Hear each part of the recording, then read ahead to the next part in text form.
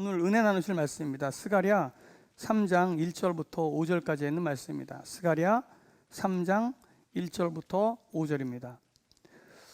우리 개개인에게 주시는 귀한 은혜의 말씀으로 생각하고요. 앞에 스크린을 통해서 말씀이 띄어질 겁니다. 같이 합독하면서 읽어 내려가도록 하겠습니다. 자, 함께 읽습니다. 시작. 대제사장 여호수아는 여호와의 천사 앞에 섰고 사탄은 그의 오른쪽에 서서 그를 대적하는 것을 여호와께서 내게 보이시니라.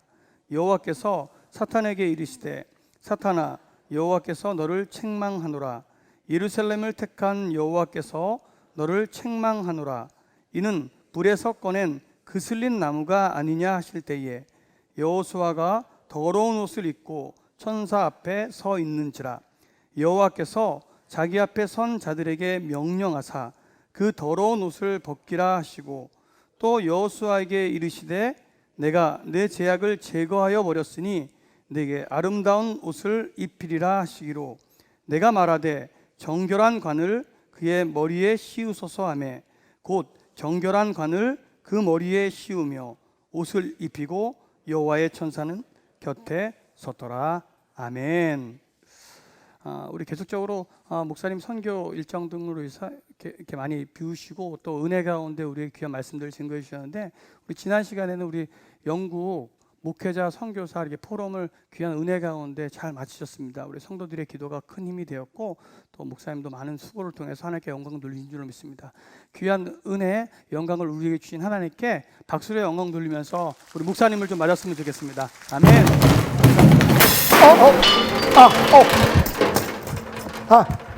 아유, 죄송합니다. 멋있게 등장해야 되는데. 오는 길에 뭐 그렇게 개똥맛이 있어요. 꼴이 말이 아니네. 아유, 죄송합니다. 정말요. 여러분, 이 대배들교회 박태남 목사가 이게 어떠십니까? 좋습니까? 누구야?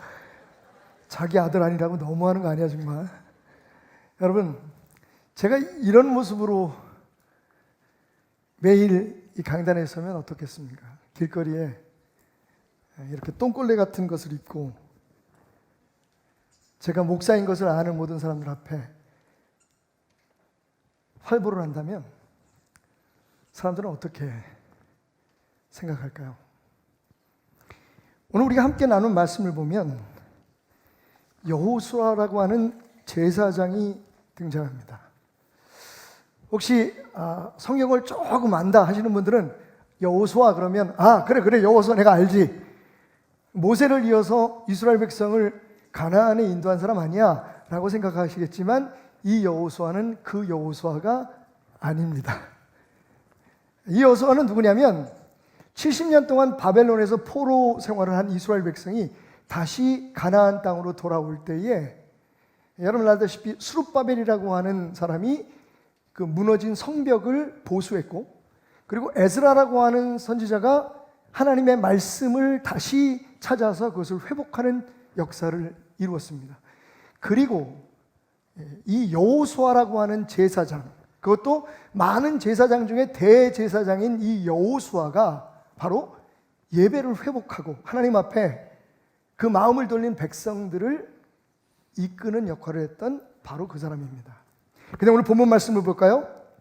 3장 3절에 보니까 여호수아가 더러운 옷을 입고 천사 앞에 서 있었다 라고 말하고 있습니다.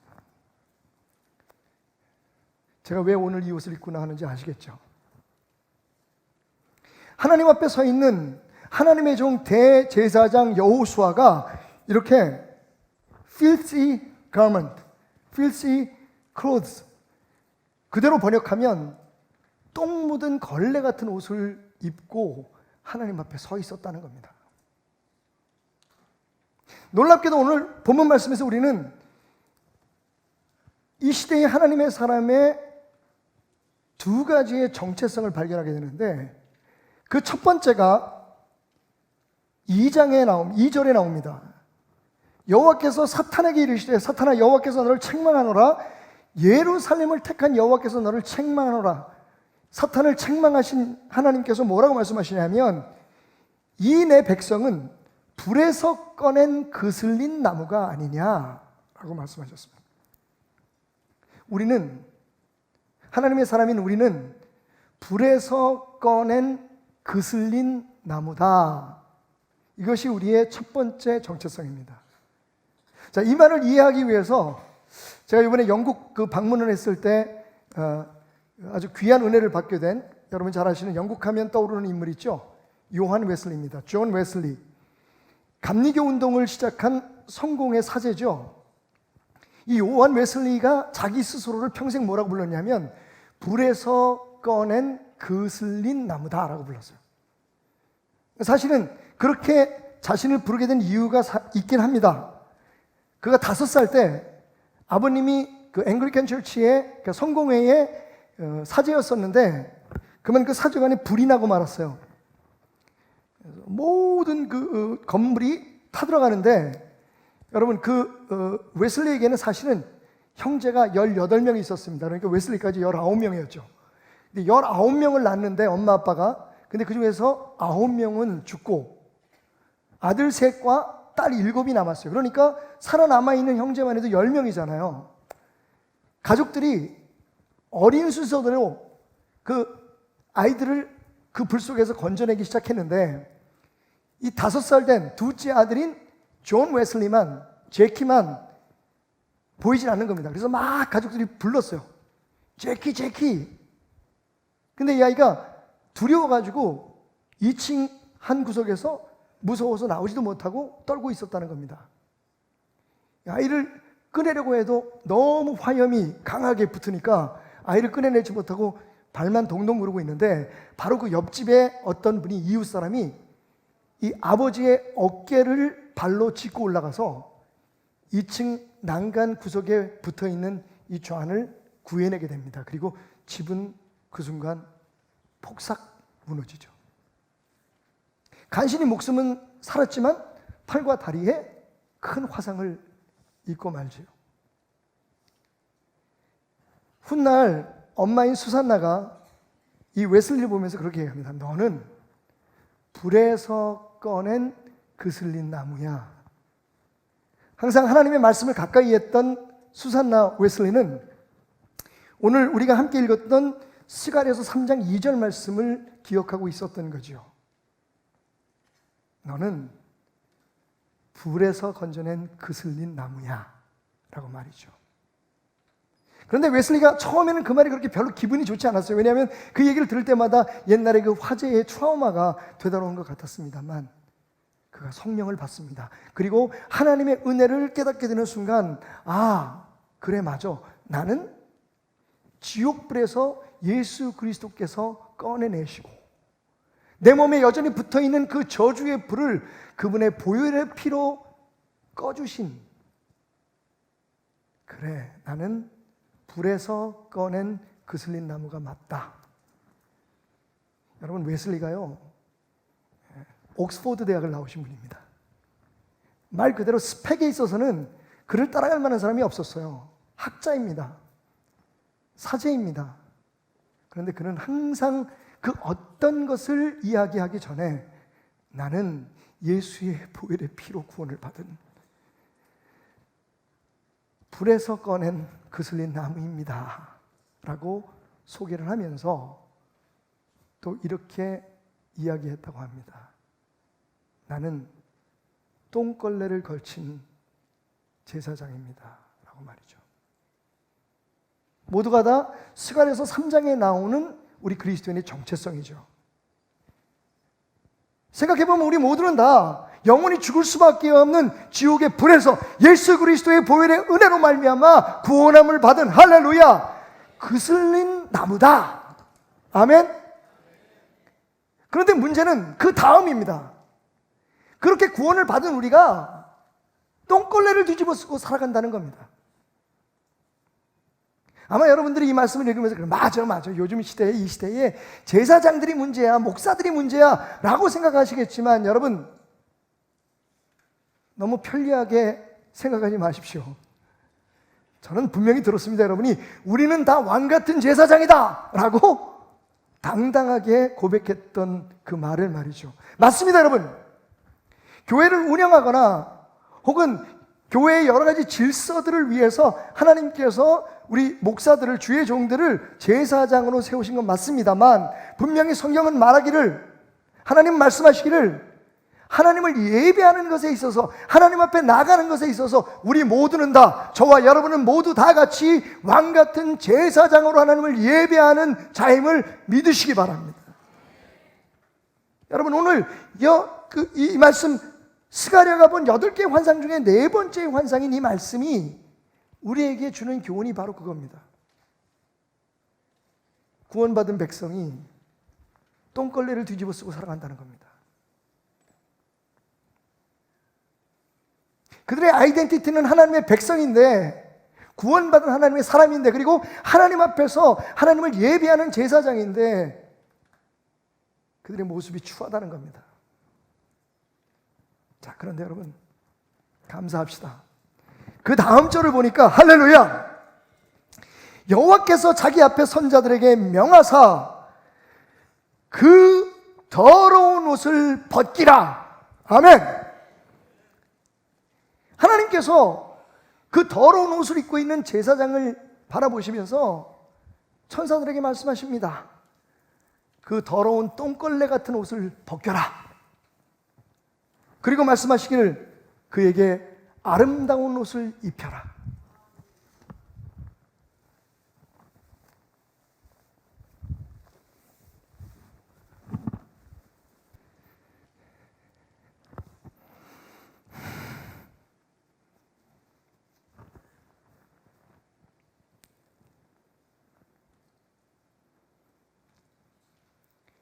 여전히 하나님은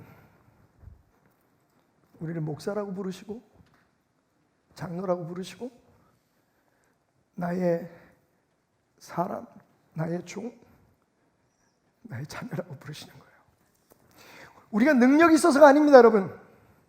구원받은 것도 우리의 능력으로, 우리의 노력으로 된 것 아니지만, 우리가 불에서 건져낸 그슬린 나무가 된 것도 온전히 하나님의 은혜, 십자가의 보혈의 능력이지만, 우리가 하나님의 자녀요, 하나님의 백성이요, 왕같은 제사장이요, 목사요, 장로요, 집사요, 성도라고 불림을 받는 그 자체도 우리 스스로의 능력으로 된 것이 아님을 믿으시기 바랍니다. 우리의 필시감은 우리 몸에 있는 똥걸레 같은 삶의 추한 신분을 벗기시고 하나님께서 우리에게 아름다운 새 신분의 옷을 입혀주신 겁니다. 너는 내 아들이다, 너는 내 딸이다, 너는 내 종이다, 너는 내 사랑하는 자다. 여러분, 오늘 이 말씀에서 우리가 깨닫는 것은 무엇입니까? 한번 따라해 봅시다. 그리스도인은 단벌신사다. 단벌신사 우리 애인은, 혹시 이 노래 아시는 분 계십니까? 아는 분 계세요? 김상희 씨. 이 노래 모르세요? 31살로 총각님 아시죠? 아시는 분 한번 손 들어 보십시오. 자, 예, 이분들은 하늘나라 갈 준비를 하셔야 될 분들이십니다. 좀 오래 사셨네요. 이제 어렸을 때 따라 불렀던 게 기억이 나가지고. 여러분, 그리스도인이 단벌신사라는 말은 무엇입니까? 우리는 뭐 여유벌이나 우리가 원하는 옷을 입으면 안 된다는 얘기가 아닙니다. 영적으로 보면 우리는 단벌신사입니다. 이 옷을 입든지 아니면 이 옷을 입든지. 사도 바울은 거듭해서 우리에게 말하고 있습니다. 너희의 옛사람을 벗어버리고 새 사람을 입어라. 새로워져가는 사람을 입으라고 말하지 않습니다. 반은 새롭고 반은 옛사람의 옷을 입으라고 말하지 않습니다. 둘 중에 하나입니다, 여러분. 그레이 에리어는 없습니다. 하나님의 백성으로 살아가느냐, 그렇지 않느냐만 있을 뿐입니다. 그래서 저는 여러분들에게 고백하게 한 것입니다. 우리는 뭐다? 단벌신사다. 저 옷을 입고 살 것이냐, 이 옷을 입고 살 것이냐, 똥걸레 입고 살 것이냐, 거룩한 하나님의 자녀로서의 옷을 입고 살 것이냐. 여러분, 왠지 아십니까? 그 이유는 똥걸레를 입고 살면 우리를 고발하는 자, 참소하는 자라고 이름을 가진 사탄이 우리를 공격하기 때문입니다. 오늘 1절 말씀에 보니까 대제사장 여호수아는 여호와의 천사의 앞에 섰고, 여호와의 천사들 앞에 섰고, 사탄은 그의 오른쪽에서 서서 그를 대적하는 것을 여호와께서 내게 보이시니라. 2절, 여호와께서 사탄에게 이르시되 사탄아, 여호와께서 너를 책망하노라. 여러분, 사탄이 하나님 앞에서 한 일이 무엇입니까? 똥걸레 같은 옷을 걸치고 있는 하나님의 종 대제사장을 욕하고 있는 겁니다. 하나님의 그 존전이 법정이라고 얘기하면 사탄은 검사고 예수님은 변호사십니다.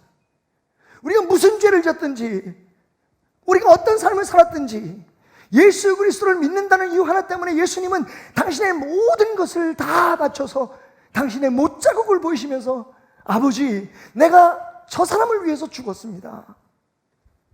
저 사람은 내 사람입니다. 저 사람의 죄는 이미 내 피로 십자가에서 다 소멸되었습니다 라고 변호하는 분이시라면, 사탄은요 어찌하든지 우리에서 저거 봐 요새 교회에서 저렇게 매일 쌈박질더라고. 저게 장로야, 저게 집사야, 아니 목사가 저게 뭐하는 짓이야, 아이고 저렇게 해가지고 어떻게. 여러분, 사탄은 원래 그 이름이 참소자입니다. 고발자예요. 그럼 사탄은 어떤 사람을, 어떤 교회를 고발합니까?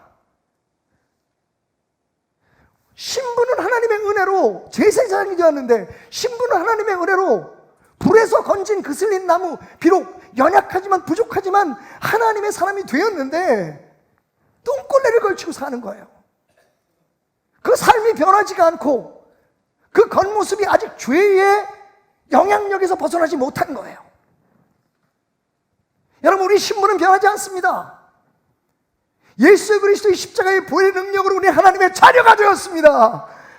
우리는 하나님 앞에 담대히 나가서 예배할 수 있는 하나님의 제사장이 되었습니다. 할렐루야.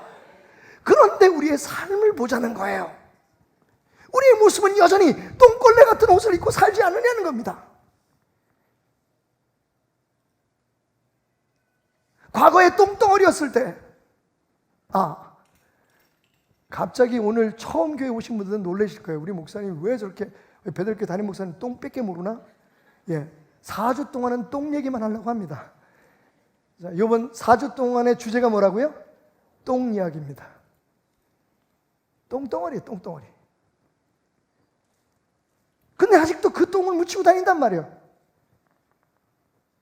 원어적으로 히브리 말로 filthy garment, 더러운 옷이라는 건 사실은 점잖게 번역을 해서 그렇지, 제가 번역했으면 똥걸레라고 번역했을 거예요. 똥걸레예요, 똥걸레. 저는 말씀을 보면서 여러분 용서해 주십시오.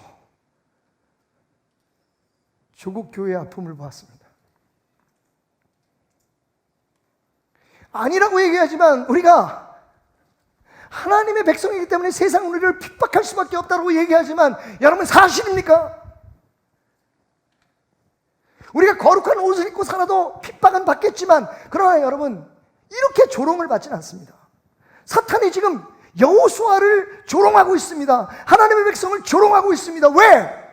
똥걸레를 입고 사니까요. 신부는 하나님의 백성인데 입고 사는 옷은 더럽고 추한 옷들이란 말입니다. 세상의 욕심과 자신들의 욕망과 감정에 더러워진 옷들을 걸치고 살아가니, 사탄은요 신이 나서 얼씨구 좋구나, 저 교회를 봐라, 저 목사를 봐라, 욕을 하는 겁니다. 기억하십시오. 여러분, 오늘 설교는 짧을수록 여러분이 기억하기가 좋을 것 같아서 좀 길게 하겠습니다. 죄송합니다. 나도 아직 걸레를 못 벗어버려가지고. 기억하십시오. 여러분, 똥걸레 같은 옷을 벗는 것과 아름다운 옷, 정결한 관을 쓰는 것은 모두 우리가 할 수 있는 일이 아니에요. 우리가 하나님의 백성이 되고, 여러분 옷은 신부를 뜻하잖아요. 제가 이 옷을 입고 있으면 여러분들이 이 교회의 목사인가 보다, 오늘 성찬식을 진행하기 위해서 목사 가운을 입었나 보다, 여러분이 알아볼 수 있듯이 우리 성가대원들이 지금은 물론 편안한 옷을 입었지만 성가대 가운을 입거나 우리 장로님들이 푸른 옷을 입고 오면 아, 저분이 이 교회 장로구나. 또 헌금위원들이나 안내위원들이 가운을 입으면 아, 저분들이 이 교회 성도로서 오늘 봉사위원이구나 라고 하는 것을 알 수 있듯이 옷은 신분을 뜻합니다. 그러니까 아름다운 옷을 입혔다, 정결한 관을 씌웠다고 하는 것은 우리의 신분이 하나님의 백성이 되었다는 뜻이에요. 관은 그럼 무엇을 뜻하는? 관은 말 그대로 여러분 면류관, 그죠?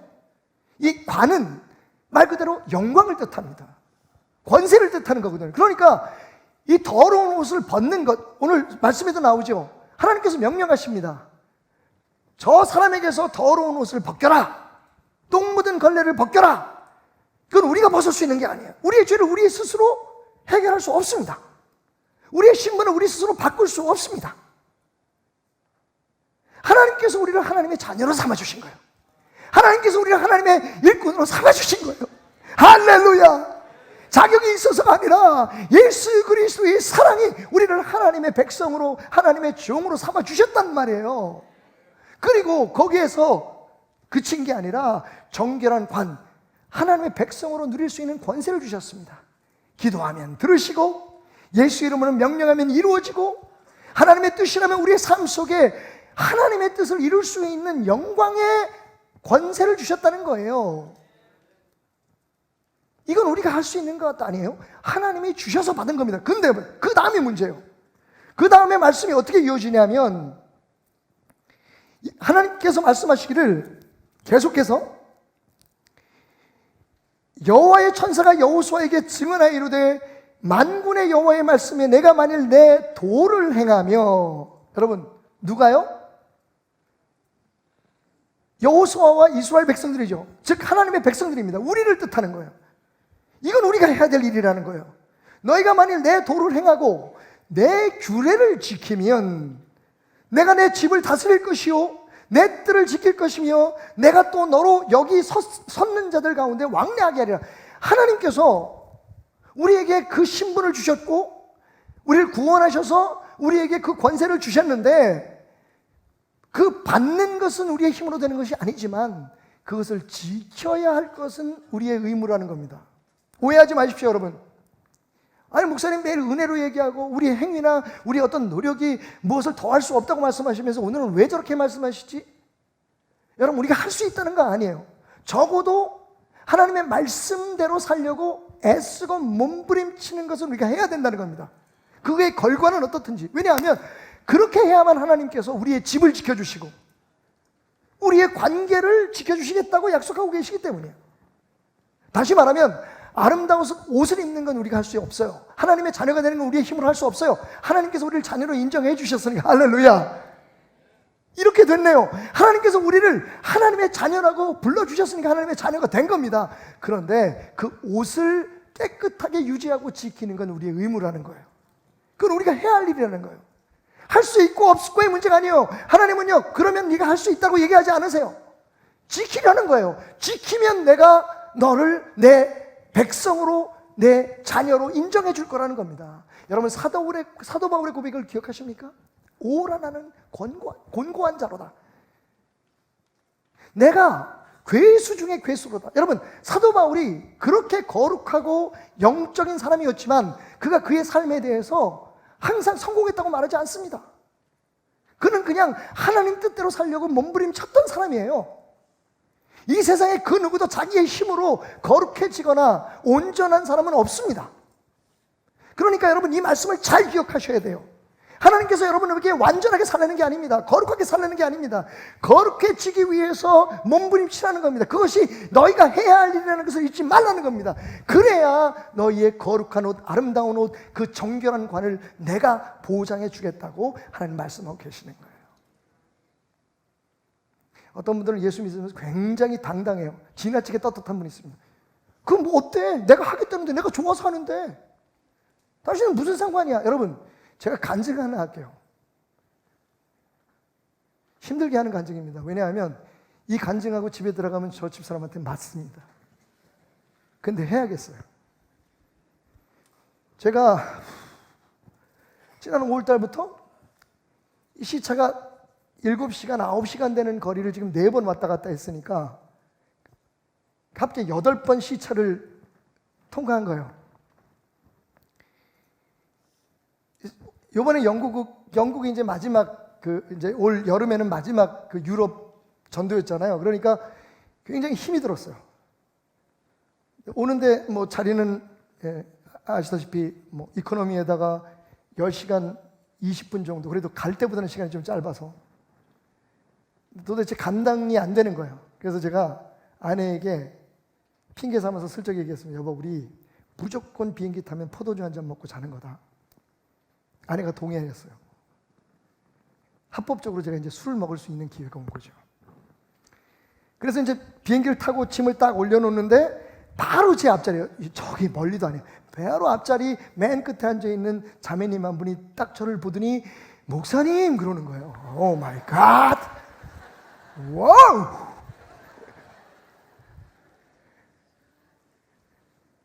저는 여전히 하나님이 나를 사랑하신다는 걸 알았어요.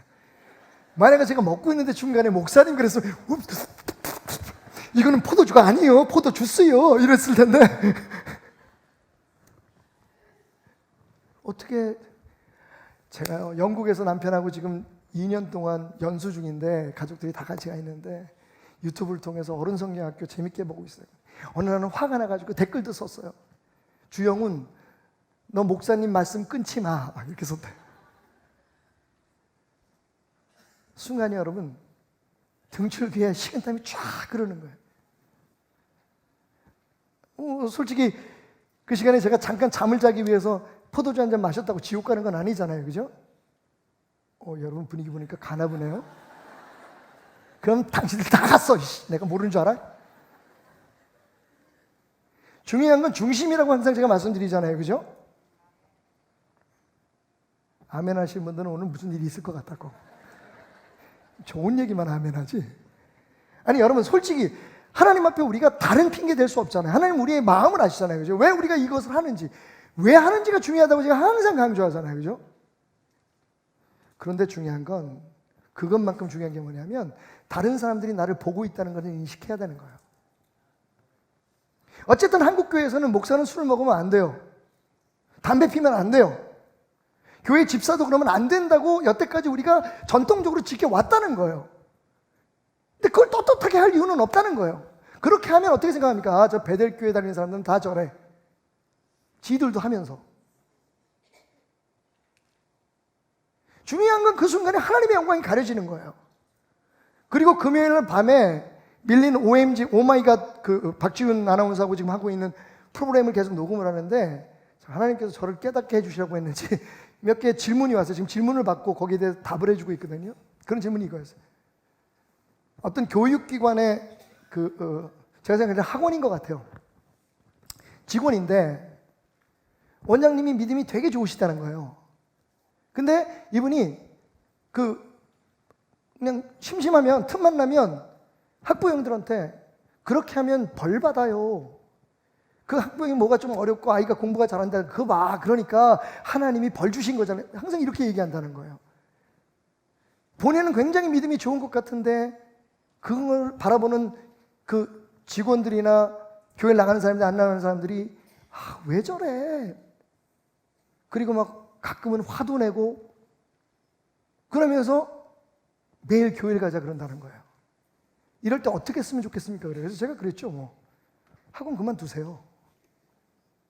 만약 그만둘 수 없으면 기도하면서 이겨내세요. 어떡하겠어요?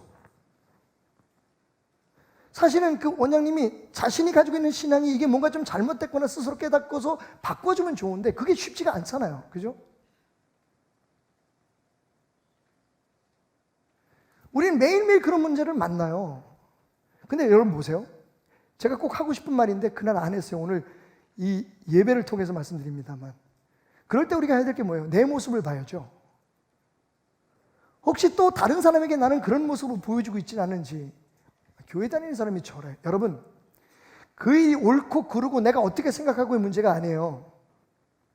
세상이 어떻게 보느냐가 문제예요. 그것 때문에 사탄이 우리를 공격할 수 있는 그 거리를 준다는 게 문제인 거죠. 생각해 보세요. 하나님 앞에 우리는 우리 것도 아닌 축복을 달라고 매일매일 주십시오 주십시오 매달리면서 하나님께서 우리에게 우리를 위해서 우리를 복되게 하기 위해서 주신 몇 가지의 원리조차도 지키지 못해요.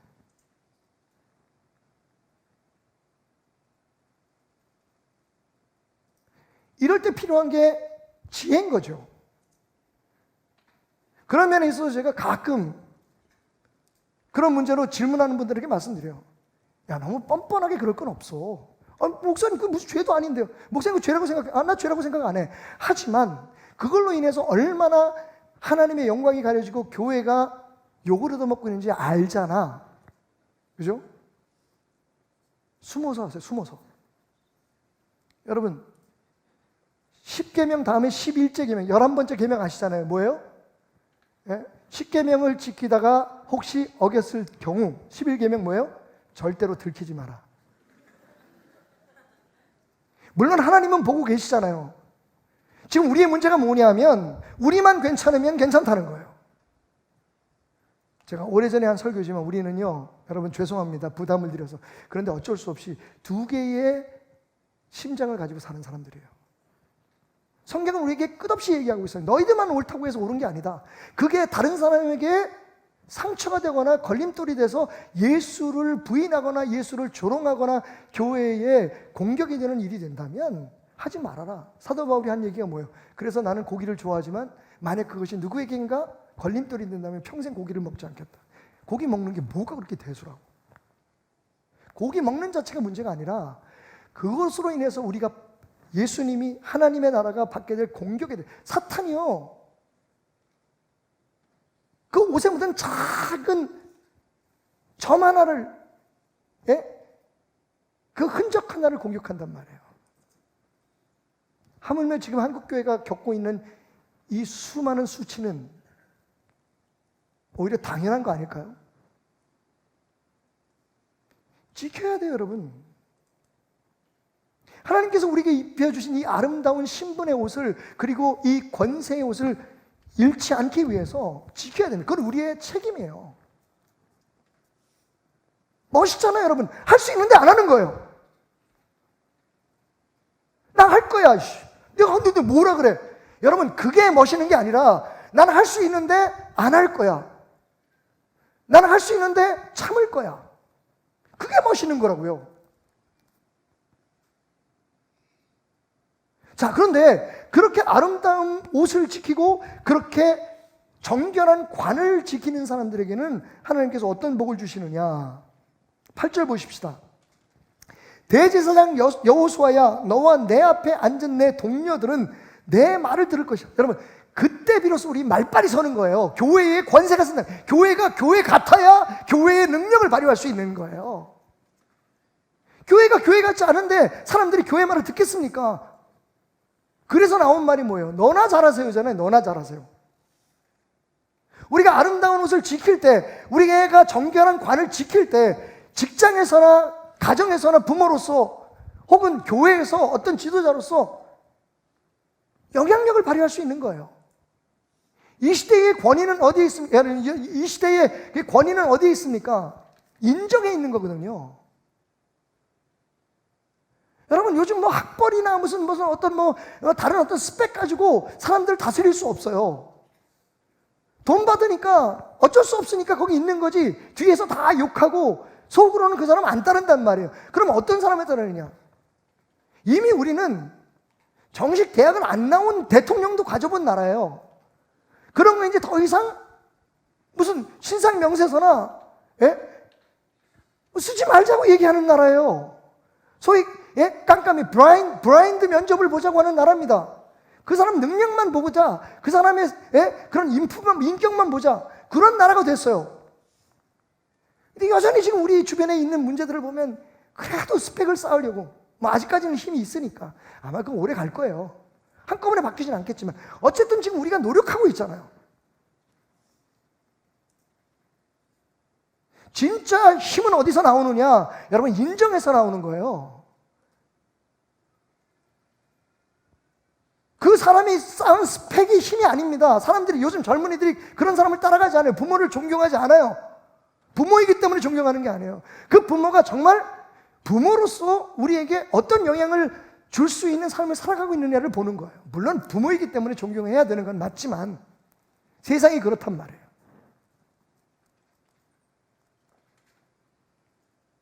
오늘 하나님 말씀하세요. 여호수아야, 네 앞에 있는 사람들이 네 말을 그러면 듣게 될 거예요. 어떻게 하면?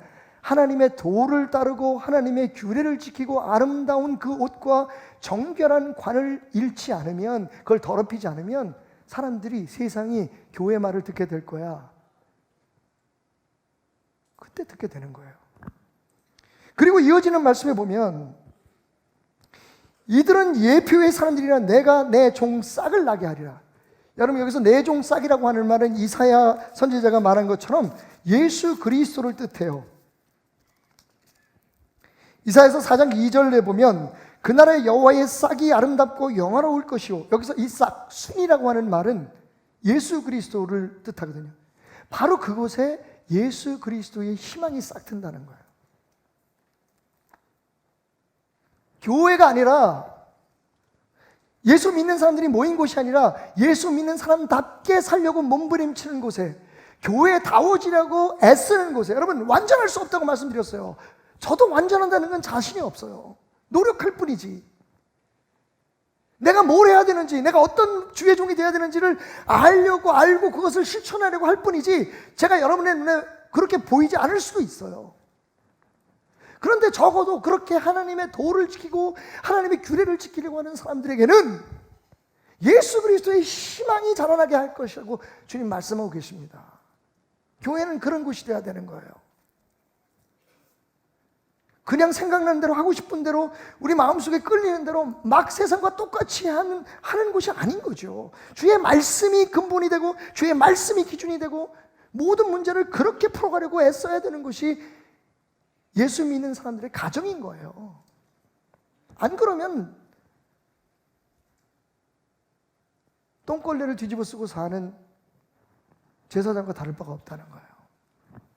9절 말씀. 그러면서 말씀하시기를 만군의 여호와가 말하노라 내가 너 여호수아 앞에 세운 돌을 보라. 한 돌에 7눈이 있느니라. 내가 거기에 새길 것을 새기며 이 땅의 죄악을 하루에 제거하리라. 여러분 좀 의시시하죠? 우리 앞에 돌이 있는데 그 돌에 눈이 7개가 있어. 근데 여러분 영적으로 보면 이 7개의 눈은 무엇을 뜻할까요? 요한계시록을 여러분 생각해 보시면 돼요. 내가 또 보니 보좌와 네 생물과 장로들 사이에 한 어린 양이 서 있는데 일찍이 죽임을 당한 것 같더라. 예수님이죠.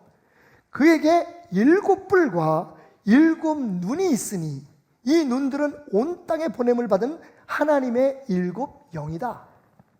성령이에요. 성령. 하나님의 눈이에요. 다시 말하면 우리가 정말 하나님 말씀대로 살려고 애쓰고 우리의 아름다운 신분, 하나님의 사람으로서, 하나님의 종으로서 이 담대함을 당당하게 지키려고 한다면 하나님께서 우리를 그 영으로 지키신다는 거예요. 우리를 주야로 돌보신다는 거예요.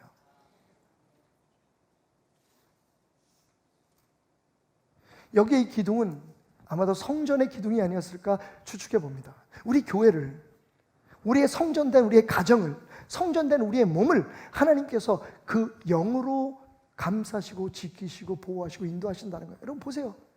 영향력 있는 사람이 되게 하시고 예수 그리스도의 소망을 품은 사람이 되게 하시고 그리고 하나님이 지켜주신대요. 아멘 안 하시는 분들은 도대체 뭐예요?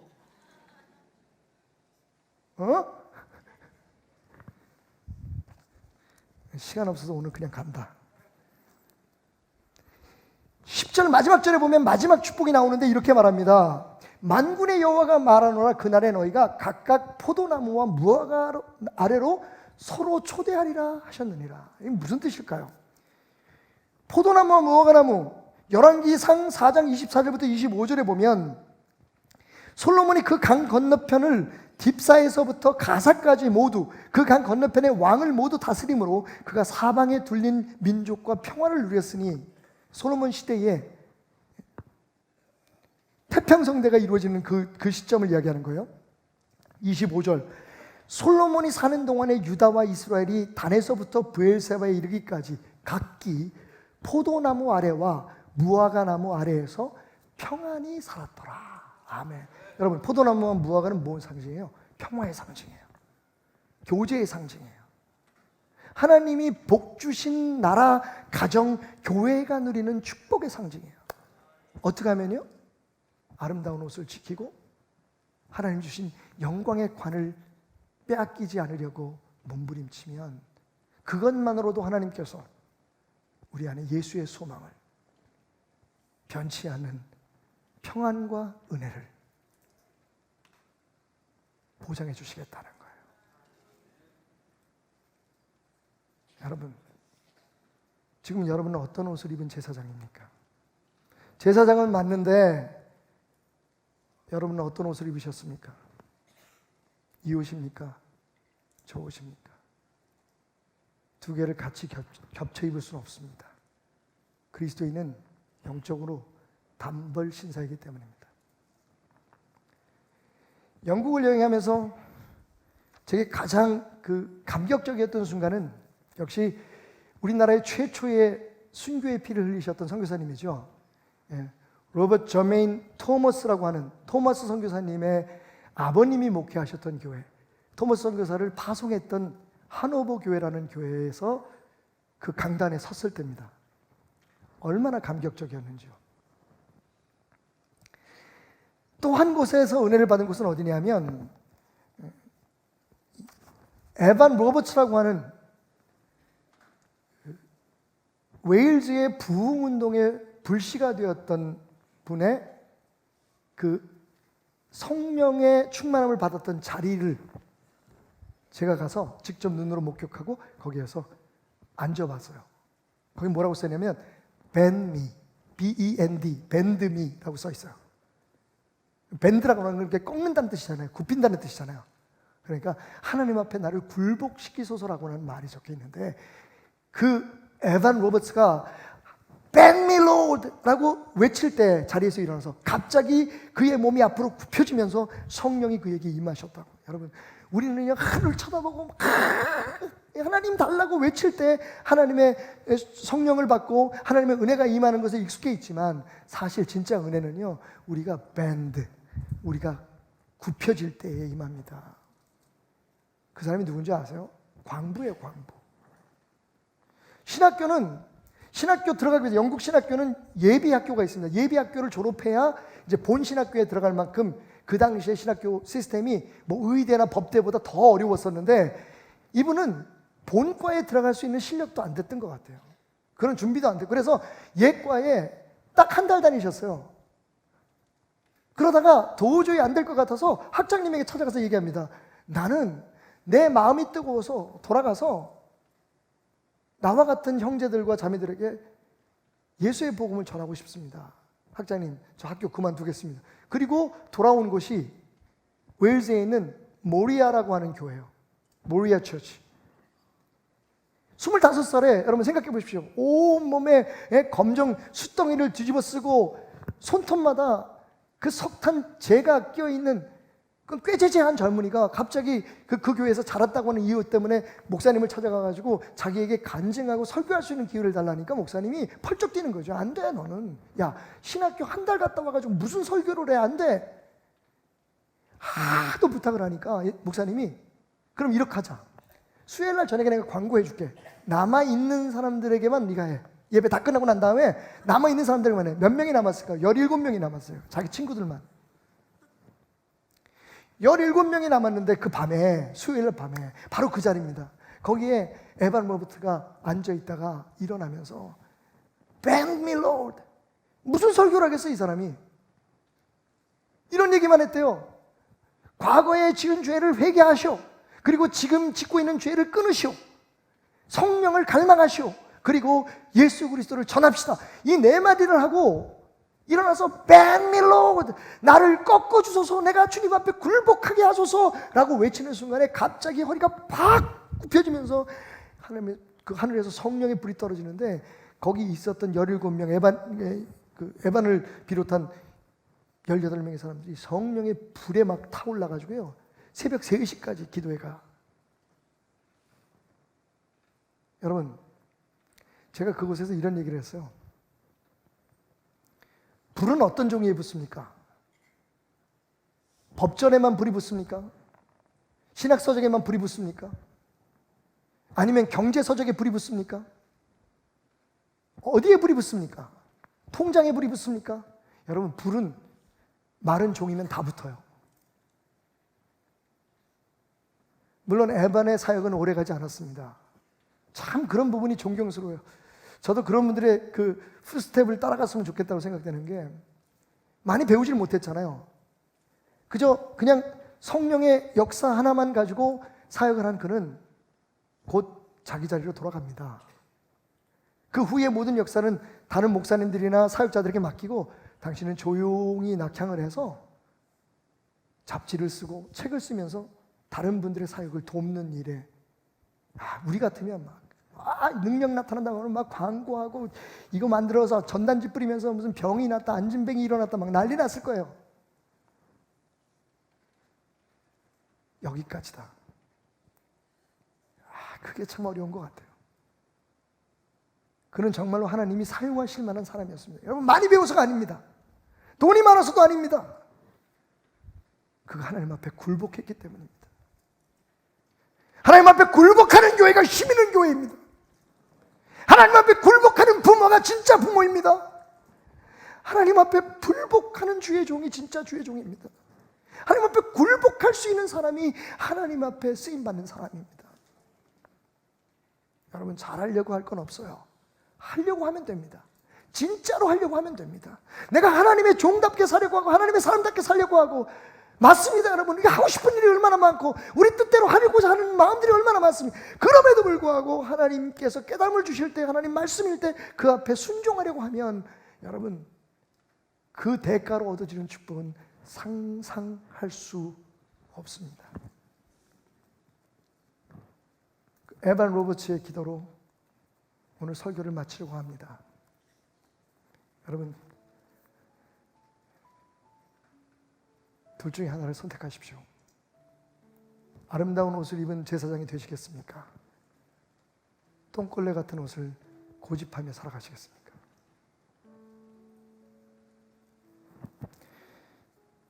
예수님, 지금 성령으로 우리를 도우사 십자가를 대면하게 하소서. 장애물이 무엇이든지 이 예배를 당신께 넘겨드립니다. 우리 모두를 보혈 아래 두소서. 오 주님, 지금 이 순간까지 우리의 모든 과거 위에 보혈을 발라주소서. 보혈로 인해 감사드립니다. 예수 그리스도의 이름으로 이 순간에 마귀는 물러갈지어다. 우리는 그리스도의 십자가로 향합니다. 그것은 우리의 십자가이며 십자가의 승리를 취합니다. 예수의 이름으로 우리에게 십자가를 계시하소서. 예수를 위해 모든 심령 속에 주의 다스림을 허락하소서. 주님, 죽어가는 구주를 볼 수 있도록 우리를 도우소서. 우리로 주님께서 어둠의 군대를 정복하시는 광경을 볼 수 있게 하소서. 성령으로 우리를 채우시고 주의 이름을 위해 그 능력으로 말씀하소서.